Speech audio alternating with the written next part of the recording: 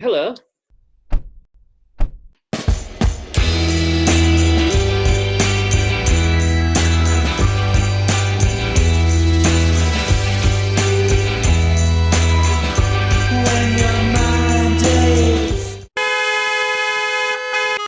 Good evening, Graham, and good Hello, evening again, Travis. Anthony. Anthony and I are actually in the same house. We're both at the Chantry this evening. You're not supposed to give the game away. You're also not supposed to sound like you've got four houses. I haven't. I've only got this house. Yes, it's like Lord Hutchinson in No, Poverty-Stricken no, Graham Summers stop it. podcast. Moving along swiftly, and as England chased the last wicket against the Australians. So, Graham, you and I have both seen the long film. I've also seen Barbie, which we talked about last week, but you've seen the long film, which I kind of guess this is Oppenheimer, Christopher Nolan's epic new film, shedding light on the race for the atom bomb, as you say, ha ha. Oh, So I oh, guess very funny. my first question to you about this film: did it need to be 3 hours long? Which may seem a trivial discussion point, but actually people have been talking about that. Well, I didn't find myself sort of like, wiggling around in my seat because I had a sore bottom because I've been No. there too long, getting a bit bored. So Hmm. I thought it was justified. I mean, Schindler's List wasn't an hour and a half film. I think No. certain subjects. I mean, let's face it, it's one of the most important moments in the whole of world history. Continues For to the be. whole. Yeah. Yeah. So I think complaining that it's a bit long is a bit missing the point, really. Graham, I merely put that in there because various people had said it to me, and I didn't want to be rude to them by thinking that they were talking nonsense. But I'm very glad that you've somewhat chimed with my thoughts on that. That actually, given the subject matter and the complexity of the subject matter, you're not going to dismiss this in a knockabout 90 minutes. And I think there are some films that are far too long for their own good. But actually, a weighty subject like this, Well, no yeah, one questions it. most No one questions it ironically was most Shakespeare's plays, do they? No one questions Hamlet yeah, but being this length, most of King the Lear big being this length. but it's not. It doesn't even require that comparison. Most No. big hit Hollywood CGI action fantasy or superhero Mm, films are 2.5 hours or mm, longer, mm, mm. and they are way too long because the Yeah. plot's the same plot every time. It's almost non-existent. The Mm, ideas are formulaic. The fights are yeah. formulaic. Everything's formulaic. They could easily be trimmed back to 2 hours. But Oppenheimer is an ambitious film about a complex subject, Yeah. which requires the time that Christopher Nolan's actually given it. Again, I would agree with that because on an intellectual level of debate, as much as emotion may partly come into reacting to anything, this is perhaps where the dilemma was that the intellect that was going into creating something, and yet the consequence emotionally on those taking part in the big decision making. You had to have that balance of intellect, of scientific prowess, of huge skill in that, and yet the consequences that we continue to know the cost of with any coverage of any war, and the tactics that are underplayed, are under, what's the word I'm looking for? Underscoring the debate, shall we say, between Putin and Zelensky, for moral high ground that bizarrely Putin still seems to try to find for himself in this issue, and yet Well, not really. threatening Bad always. guys always lie. Yeah, he's Yeah, just doing what bad and guys always do. They always lie. of course, So but that's what he does. threatening. But he's threatening yet he's threatening that ultimate tool, the nuclear bomb. So Well, yeah, it's the that's same that's old playing out stuff. all It's the these years same old stuff. Yeah, but the thing about Oppenheimer, the film by Christopher Nolan, later. is that it's part exploration of physics, which can be Yeah, a boring subject. It's part moral philosophy, yeah, but it's also big time very political. And it's as relevant to politics now as it was about the politics of the 30s, the 40s, the 50s, and early 60s. So even though it's set pre war, during the war, and in the Cold War, it's really about now as well. And he didn't need to have as much politics in it as he's done. So it's a conscious decision by Nolan to make the yes. film very political.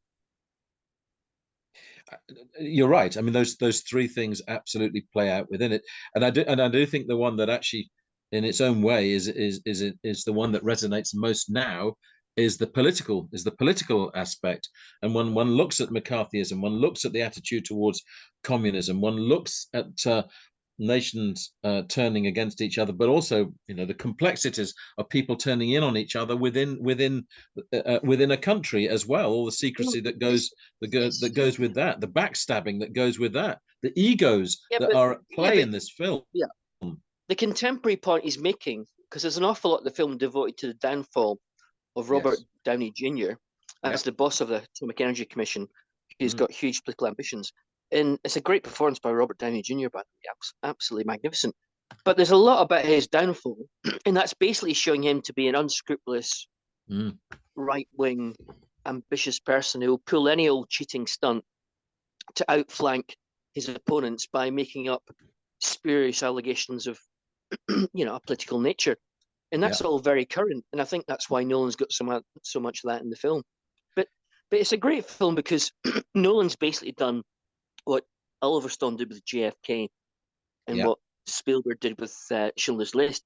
He's taken a heavyweight, potentially complex, difficult subject, and he's made it as entertaining and gripping as you can possibly do so, yet still made a very serious film. He completely directs for want of a better word, the shit out of the film. It's the noisiest film about academics and scientists and politicians talking I've ever seen. Even though nothing actually happens apart from this scene with Florence Pugh, his lover on the side, and the actual test run of the atomic bomb in the desert of New Mexico. Nothing happens apart from that. It's all talking, and it's such a pulsating, vibrant, loud, dramatic film. He's really put an awful lot of effort in making this potentially dull subject for a lot of mainstream cinema goers actually gripping, and I think he succeeds. Talk me through, Graham, your reaction to the soundscape of the film that gets inside your head. And I'm not talking soundtrack, I'm not talking the music side of it, but that very deliberate way that you'd have the stamping of the feet, for example, within the film, how that would get into your head, how he caught that side of it, and the impact that it was having through the use of sound in the film. Well, most films, big films these days, are very noisy. Big Hollywood films tend to be ridiculously noisy, which I actually find quite irritating. And I would happily have this film turned down in terms of volume, not completely, but a bit. It was a bit too loud and noisy the whole time. But that stopped you, from getting bored. Also, it put you inside the head of Oppenheimer. You felt these emotions partly because of the sound. So even though I personally would have dialed it down a bit, it does work. But the other thing about it is that, bizarrely, it is a very Spielberg-like film, and I think it's Nolan's, in some ways, it's Nolan's greatest film because for once he's dealing with a real-life subject of real complexity, and he's managed to pull off a very intelligent, dramatic, gripping film out of it. It's really impressive stuff. But the actual build-up to seeing the bomb in action is very much like when you were watching Jaws. When I was a kid, I queued up to see Jaws at the cinema to see Spielberg and the shark. And it was very much like being in the cinema waiting for the shark to stop. It was like, when's the bomb going to go off? When are you going to see this spectacular, if horrific, act? And the tension builds up toward, it's almost like you want the bomb to happen. A bit like you want to see the shark in Jaws attack and kill swimmers or people in boats. It's the same sort of thing. So a bit like the thing about Schindler's List that I didn't like, even though it's a brilliant film, is that it didn't show you the horror face on. It alluded to the horror a lot, but it didn't show you the horror. And this film does not show you what happened in Nagasaki or Hiroshima. Therefore, you can enjoy it.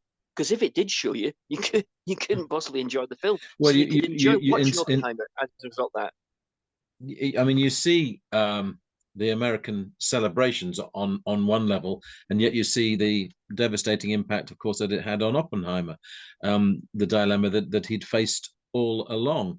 I don't see it as a cop-out not to show what happened in Hiroshima or in Nagasaki.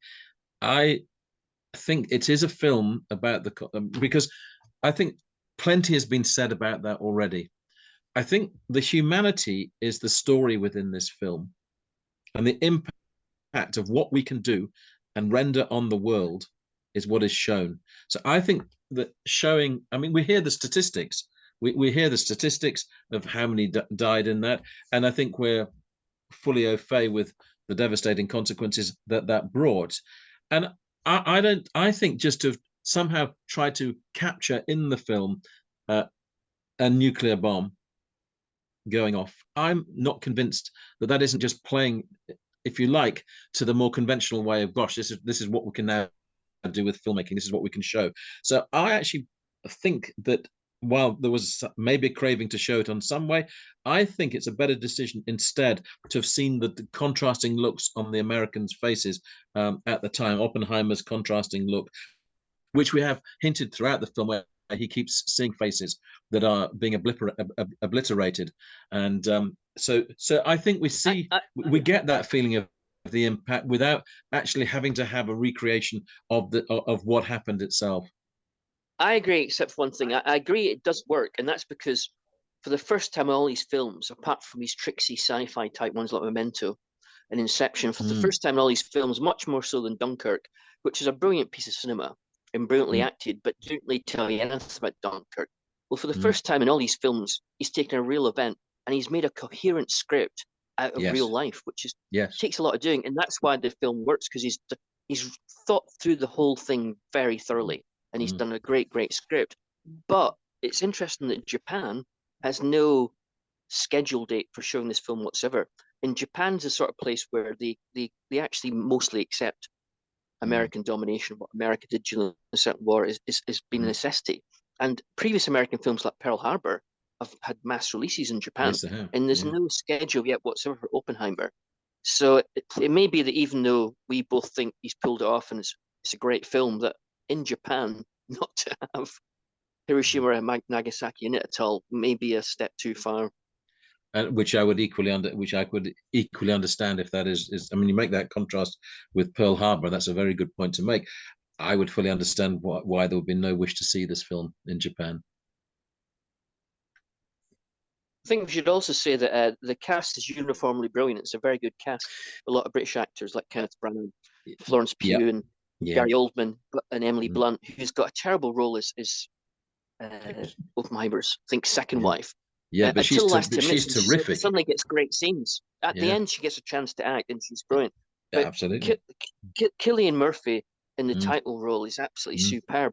You would have thought that he couldn't transpose what he does in Peaky Blinders as the Brummie gangster of the 1920s into something so serious and so real, and he does. He's completely convincing, completely watchable, and even though he gets across all the moral dilemmas, he's also very likable in the film. So I hope he gets nominated for an Oscar. I also liked the performance of Gary Oldman, in particular, as the president. That was a really crucial scene within the film, and I think it finishes, doesn't it, Truman, with Truman and calling Oppenheimer, well, as he's left the room, calling him don't want to see that cry baby again or whatever. That was a very telling scene within the film, and told you the differing attitudes that were at play in America at the time.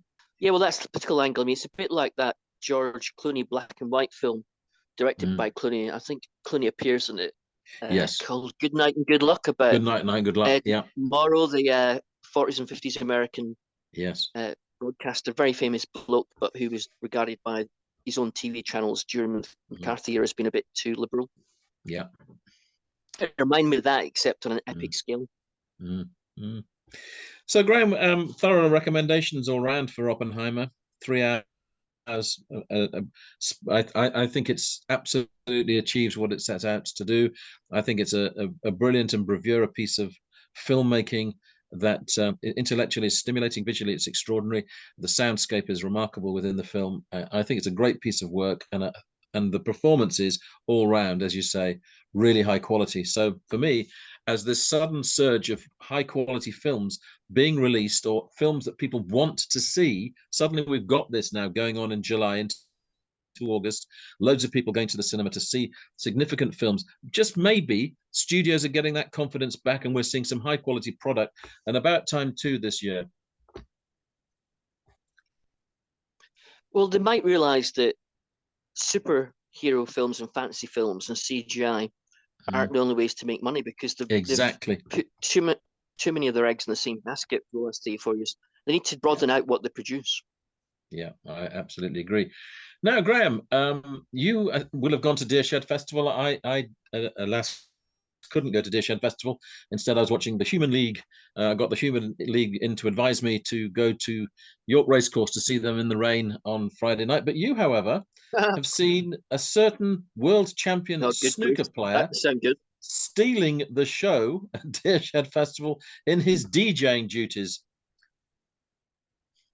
Well, yeah, I mean, I went on the Friday, Yes. partly because the Comet Is Coming, that great London-based jazz trio were playing. Yeah. And I was wandering around looking at things before that, and went to the one of the smaller tents, the lodge stage.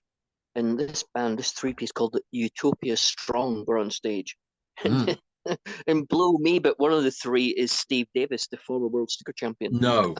So it was quite a shock to see him, because he's sitting on the left of the stage, Yeah. hunched over this sea of wires, and he's Yeah. obviously doing some electronic treatment.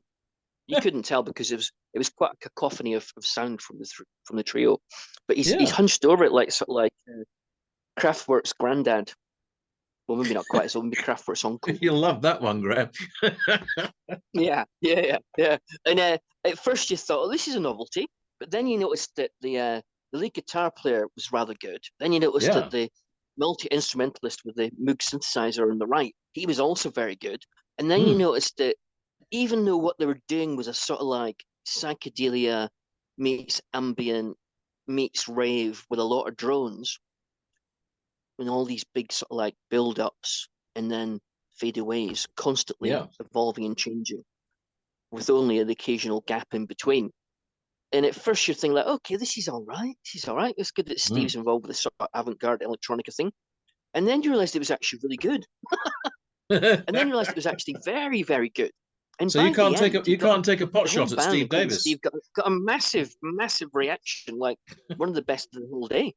Yeah. Yeah.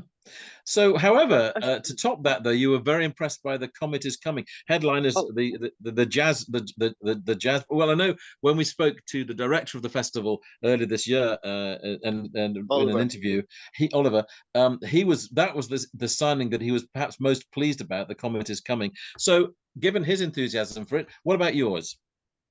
Well, first of all, I should mention that the guitar player in Steve Davis's band used to play for Gong, and the multi-instrumentalist used to be in the band Coil. So Steve hasn't got anybody just to play with them. He's got experts in the field, so I shouldn't have been surprised it was bloody good. No, but it was nevertheless still perhaps surpassed by The Comet Is Coming. Oh, yeah. Well, this could be the last ever tour, because led by Shabaka Ranks, yeah, he said he's giving up saxophone. Now, since the three-piece is like keyboard player, a drummer, and him, the sax player, this is a major problem. So it could be that the Comets Coming aren't going to be touring again after this year.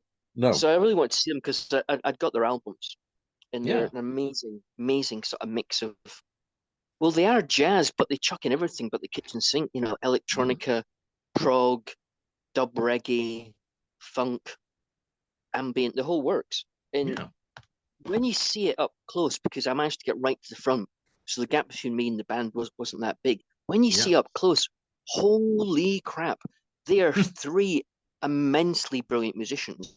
And the way they interact with each other makes their individual skills even better. They become bigger than the sum of their parts. So it was just jaw-droppingly brilliant. And because they've got elements of rave and dance in them, it wasn't hard work watching them. You weren't sort of like sitting there, smoking a pipe going, oh yes, this is all very technically very impressive, but it's slightly dull. It was like exciting and vibrant and thrilling, and at places you could dance to it or leap around to it.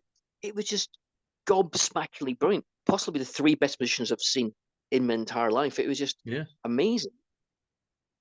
And I mean, they were the headline headline act of the Friday. And there'll be those, Graham, who don't necessarily know the Comet is coming, but this was an interesting and typical of Deershed to do perhaps one unexpected but really interesting choice of headline act over the 3 days of headline acts. Well, yeah, they do mix it. They've always got a mix. Well, they've got comedy and literary strands and science and outdoor activities and children's activities. It's a real family-friendly And festival, which workshops is as well. audience-wise. I mean, there are people wandering around who are wearing band T-shirts who are clearly diehard music fans. There is the occasional bohemian-looking type person who clearly is bohemian, but in general, you've got good, solid middle-class families with the kids. Yes. So it's an amazingly civilized atmosphere. But the lineup is always a mix of some mainstream acts that are quite popular, quite famous, and then up and coming small acts that only aficionados will have heard of, and then middle ranking BBC Six music type acts. So it's always a really varied, ambitious, interesting lineup. So the standards are really high amongst this very civilized atmosphere. It's a sort of festival that's so perfectly put together. If Wes Anderson made a film about a music festival, it would be Deershed. It's completely Asteroid City. To mention this film that came out earlier in the year. It's also set in the desert and also pertains to the Cold War and the American war effort. It's just it's a perfect festival. After 13 years, it retains everything it had at the beginning 10 years ago. I was trying to remember, but did Oliver say that that the actual programming of the festival that they'd given over to a different organization rather than himself leading that? Am I right in recalling that? Did he say that? Yeah. I thought he had actually totally stepped back. But in the introduction of the program to this year's festival, him and Kate, the two co-founders, man and wife, who set up 13 years ago in a very, very small fashion in a gorgeous field near Topcliffe towards Thurston, North Yorkshire. They're both mentioned at the bottom of the introduction. So I don't think they've totally given up yet. No matter what he said to us earlier in the year in the podcast. Did you just go to the first day, Graham? Well, yeah, because partly I was busy. Although the lineup was actually even better on the Saturday. So public service broadcasting headlining on the Saturday, weren't they? So Well, yeah, I've seen them a few times live before, so I didn't need to rush back. No. Now, Graham, I went to a place that, well, first of all, have you heard of Wentworth Woodhouse? I certainly have not. So that's that. Now, I'm not saying you should have done, but I think that's one of their first challenges. So Wentworth Woodhouse, in its past, famously, when the Marquis of Rockingham lived there, he perhaps the most one of my great friends. perhaps the most famous painting of all of a horse is by George Stubbs, the painting of Whistlejacket. And Whistlejacket was the Marquis of Rockingham's horse, and it was painted at Wentworth Woodhouse. Now, let's roll forward to now, and Wentworth Woodhouse is now run by what's called the Wentworth Woodhouse Preservation Trust, and it is it is so huge that actually it was impractical really for any private owner still to have it. It's on a scale that even when partly it was run as a college for PE teaching, and then 40 rooms were retained by the lord of the time. So that's how vast it is as a place. Now, it would be fair to say that unless Elon Musk wanted to buy it, you're not wrong, Graham. You're not wrong. No, I mean the reality is you're relying on volunteers really, and to be there all the time, and plenty of whom there were. You could enjoy, for example, afternoon tea at £25 a throw, but that's obviously with proper service and lovely white tablecloths and whatever. Or equally, you could just have go to a different dining facility, and but that's the kind of thing that they have there now. But the first exhibition, and that's why I'm coming to this, the first exhibition that they've had, and this is something they're going to look to do more of, going on outside, actually, the weekend that I was there, was an outdoor cinema festival. Indoors. First exhibition is Grayson Perry. This is called the Vanity of Small Differences. Now, I've subsequently, of course, what has opened in Edinburgh, but Grayson Perry's smash hits exhibition, which we'll, when we're up in Edinburgh, no doubt we'll go and see that.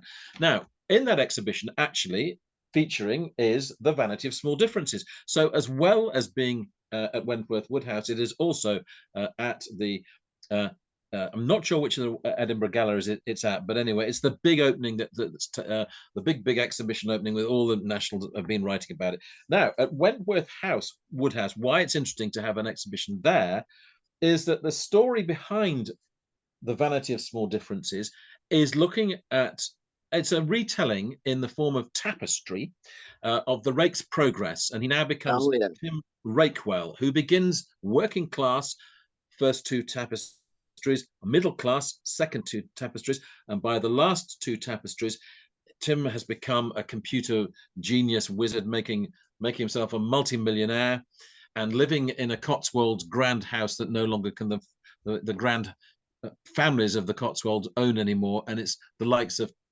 Tim Rakewell that now lives there.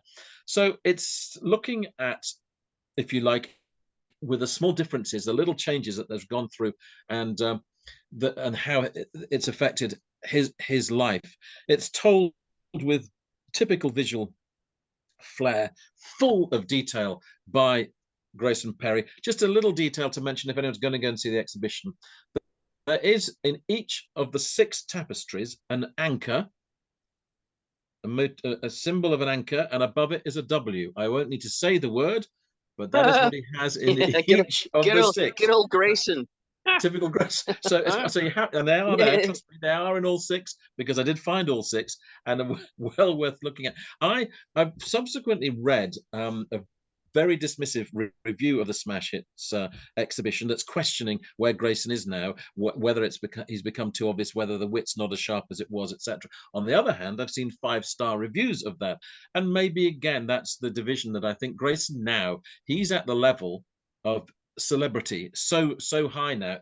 Can his work still be seen as authentic, or does somehow, if you accept the problem with Grayson is this: he's got the Eddie Murphy problem, where Eddie Murphy was in 48 Hours, he was the underdog. Yeah. And he came across as like being, isn't it great? He's so cocky.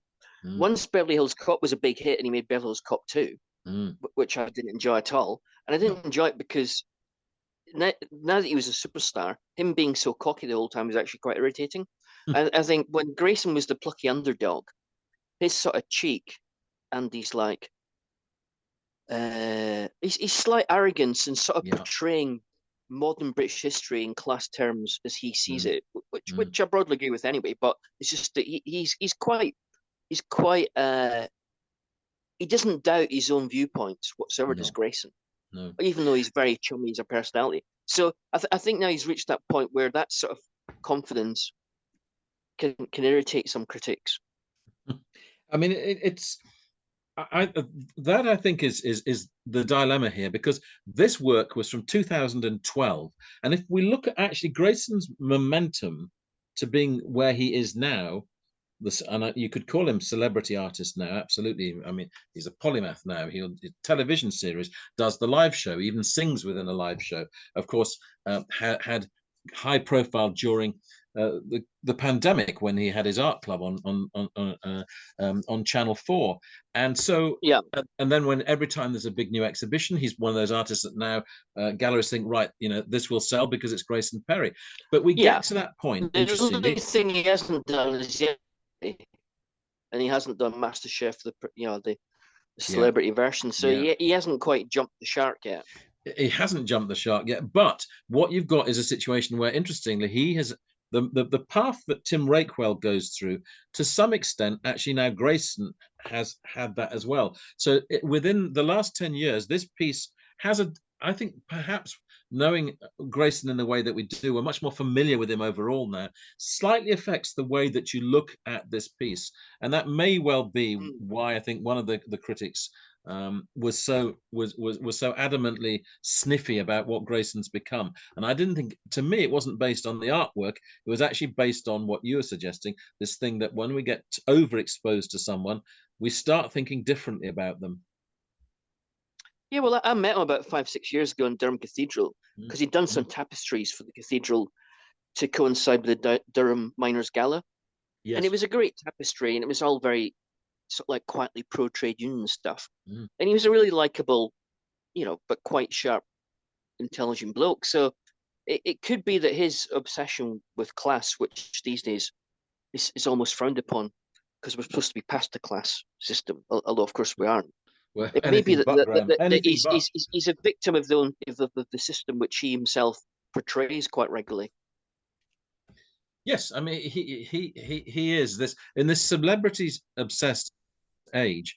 We crave celebrities, and yet then we seem to start wanting to knock them, which is, and that's not something new, but it's something, it seems to me, that is more prevalent than it used to be, and maybe it's more difficult for him to retain that authenticity that has always been at the heart of of his work. That he's been an iconoclast more than an icon, and Yeah, it's yeah, that dilemma. It's the dilemma it's that Picasso faced as well. yeah, it's very Dali hard for it to be faced. iconoclast. Yeah, but he's so famous now and successful and popular. It's very hard for him to be an iconoclast anymore. Unlike Jarvis Cocker, who got to a certain level and then retreated and got less famous, although he obviously still is famous. Mm, Grayson keeps on getting more and more famous, whereas Jarvis did take a step back because at one point he was becoming ubiquitous on television, yeah, which he yeah. stopped a long time ago. And I've always thought that him and Grayson were quite similar, sort of working class, observational, sort of obsessed with class in Britain a bit, quite witty and intelligent, like slightly vulgar, didn't mind sex. And I think if Jarvis did pottery and tapestries and banners, he would be Grayson Perry. That's what he'd do. I mean, that's why now, to see what work Grayson's going to be doing going forward will be interesting to see how he stays true to his beliefs, how we react to that work in the new circumstances. I mean, I don't think we ask the same questions about David Hockney just because he's so hugely well known. I don't think we judge his work any differently. Now, maybe that's because he's not a polymath in the way that Grayson is. That Grayson has extended across all media, and maybe that's a difference. So there's still not necessarily It's a mystery with Hockney, but every time he Yeah. does a major exhibition, there's maybe an exclusive interview in one of the magazines, and so it's not a question of we feel we actually fully know Hockney in the way that maybe now we feel we know Grayson. Well, also Grayson does play the man of the people card in a way that Hockley never did. Even though Hockley's Correct. from working class roots, he never played man of Mm. the people stuff. No, And no. Grayson does, which I'm not knocking, but it does make you more open to being attacked by certain types of people. Yes, it does. It does. Now, this exhibition is running until September the 3rd at Wentworth Woodhouse, When which you I, said Wentworth, yeah, I assumed it was a golf course. no, So it's where not. is Now, it? Where is it's near where is Rotherham. it? Is it Okay, near so Rotherham? near Rotherham. Blimey, If you're heading yeah, down to go to the Yorkshire yeah. Sculpture Park, or you're heading down to Wakefield to go to Barbara Hepworth's the Hepworth Gallery, instead of that, well, why not combine it? But it's another one to go and see now on that list. If you're heading down that route from North Yorkshire, I recommend adding it to the list because it's not one. Interesting, there are no brown signs, for example, on the road to get to Wentworth Woodhouse. It's not hugely self-publicizing. It's not particularly strong on that.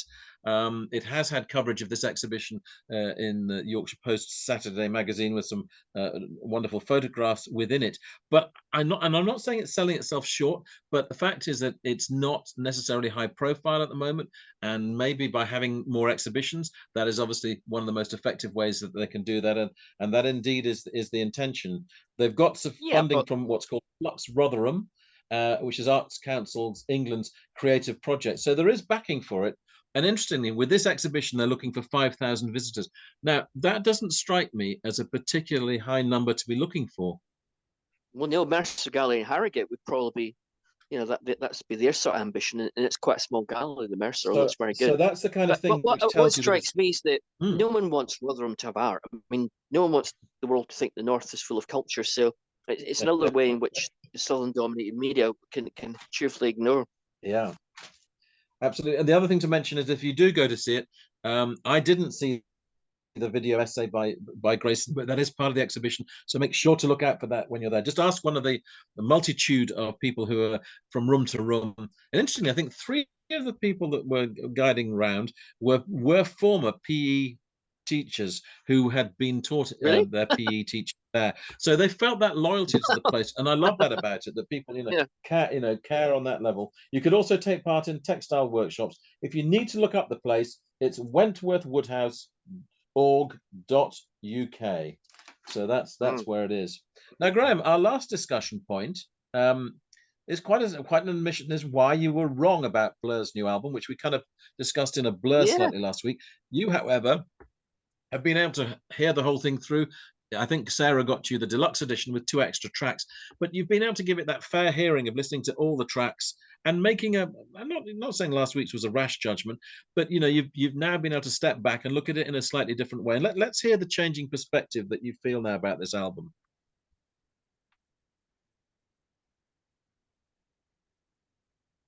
Yeah, well, it's actually only got 10 tracks, which means it lasts only, 40 minutes or less.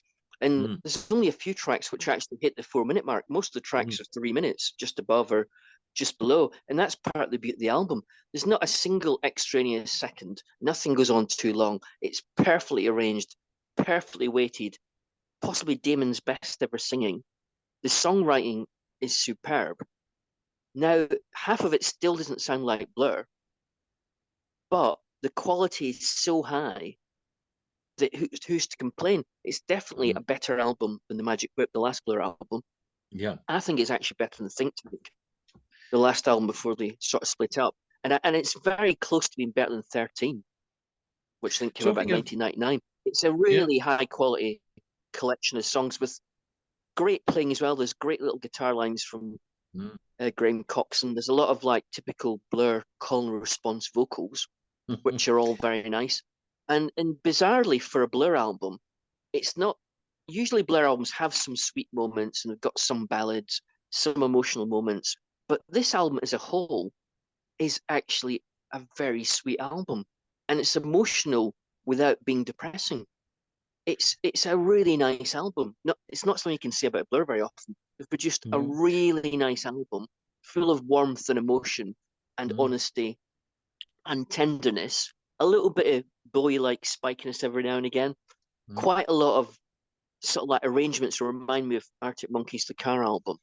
And I believe that Damon Albarn's now admitted that he's a bit influenced by Alex Turner on this album. And it's just a really, really good album. The other influence, Graham, is the end of the relationship after 25 years.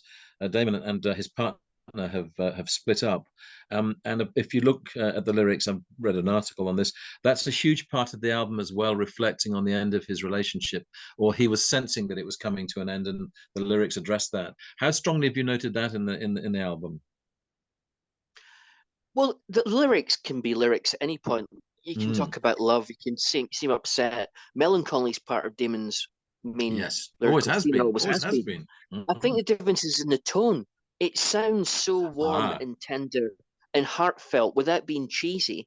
And when I saw them on BBC Two playing the Radio 2 Theatre, which they recorded after they played 280,000 people in 2 days at Wembley, Damon was a man transformed. I've never seen Damon Albarn look so genuinely happy that the fans loved him.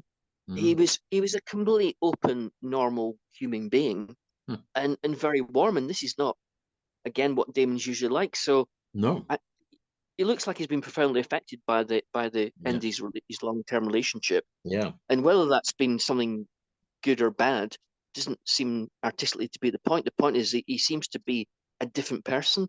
Hence the different tone on the album, The Ballad of Darren, and I think that's part of the reason it's such a brilliant album. It's such a warm album. Well, it's a thorough recommendation. Last week, I wouldn't say you were tepid last week, but there were certain caveats last week. But I definitely was tepid.